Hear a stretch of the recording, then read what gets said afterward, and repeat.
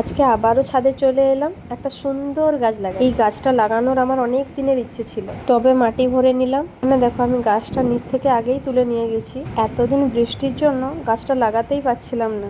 আজকে একটু বৃষ্টি থেমেছে, তাই গাছটা আজ লাগিয়েই ফেললাম। এবারে গাছটাকে আস্তে আস্তে করে টবে লাগিয়ে দেব। এটা কি গাছ বলো তো?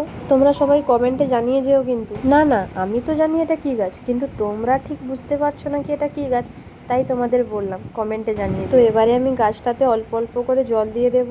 এই গাছের পাতায় কিন্তু অনেক গুণ আছে। মা ঠাকুমারা বলে এই গাছের পাতা নাকি প্রত্যেক দিন 2-3টে করে খেলে শরীরের জন্য খুবই ভালো। এই গাছের পাতার উপকারিতা ছোট থেকে বয়স্ক সবার জন্য খুবই ভালো। চারাটা আজকের আর এখানে রাখবো না। আজকে যা রোদ দিয়েছে 1 মাস বৃষ্টির পর, যেহেতু আজকে চারাটা লাগানো হয়েছে তার জন্য আজকের ভেতরে রাখবো। চারাটা ভালোভাবে ধরে গেলে তারপর চারাটাকে বাইরে বের করব, না হলে গাছটা শুকিয়ে যাবে। তো আজকে এতটুকুই তোমাদের সাথে শেয়ার করলাম। টাটা, বাই বাই, সবাই খুব ভালো থেকো।